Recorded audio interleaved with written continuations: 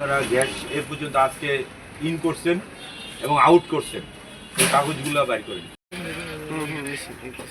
অত্যাবশ্যকীয় পণ্য আইন ১৯৫৬-র ৩ ধারায় বলা আছে যে গভর্নমেন্ট নির্ধারিত মজুদের থেকে কেউ যদি বেশি মজুত করে থাকে, নির্ধারিত একটা তালিকা আছে এই পণ্যগুলার, সে এটা আইন ভঙ্গের শামিল। এবং ৬ ধারাতে বলা আছে অর্থদণ্ডের পরিমাণ। সেই অনুযায়ী ৩ ধারা ভঙ্গে ৬ ধারায় আমরা ৪ লক্ষ টাকা জরিমানা করেছি।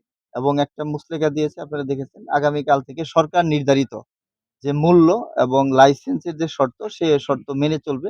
আমার অনুরোধ হলো যে আপনারা ওইটা অবজার্ভ করবেন। আমরা এর আগেও আপনারা দেখেছেন, এটা জননী এন্টারপ্রাইজ নামে একটা আমরা ওই যে বিএডিসি রোডে করেছিলাম। ওখানে তার লাইসেন্স বা আপনারা দেখেছেন অত্যাধিক মূল্য বিক্রি করায় ভুক্ত অধিকার আইন ২০১০-এর ৪০ ধারায় আমরা ৫০,০০০ টাকা জরিমানা করেছি এবং তারাও আপনাদের সামনে একটি মুচলেখা দিয়েছে। আগামী কাল থেকে তারা সরকার নির্ধারিত যে মূল্য, মানে গত ২রা এপ্রিল সরকার যে মূল্য নির্ধারণ করেছেন, সেই মূল্যেই তারা পণ্য তাদের যে সিলিন্ডার আছে সেগুলো বিক্রি করবে।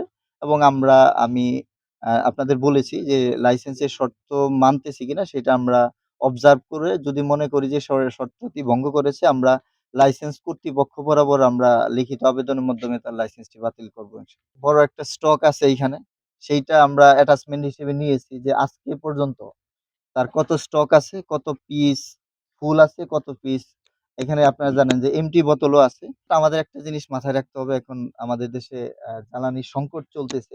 আমরা নিজেরাও এরকম কোনো সংকট তৈরি করতে চাই না, যেটা আগামীতে আমাদের গাজীপুরকে মানে এফেক্ট করতে পারে বা কোনো সাপ্লাই চেইনে কোনো সমস্যা হইতে পারে। সেটা আমাদের মাথায় আছে। সেটা আমাদের জেলা প্রশাসক স্যারের বক্তব্য। যেন এরকম আমরা নিজেরা কোনো সংকট তৈরি না করে আগামী দিনে যেন জ্বালানি সাপ্লাই বলেন বা সাপ্লাই চেইনে যেন আমরা কোনো ক্ষতিগ্রস্ত না করি। ডিসি স্যারের এরকম একটা নির্দেশনা।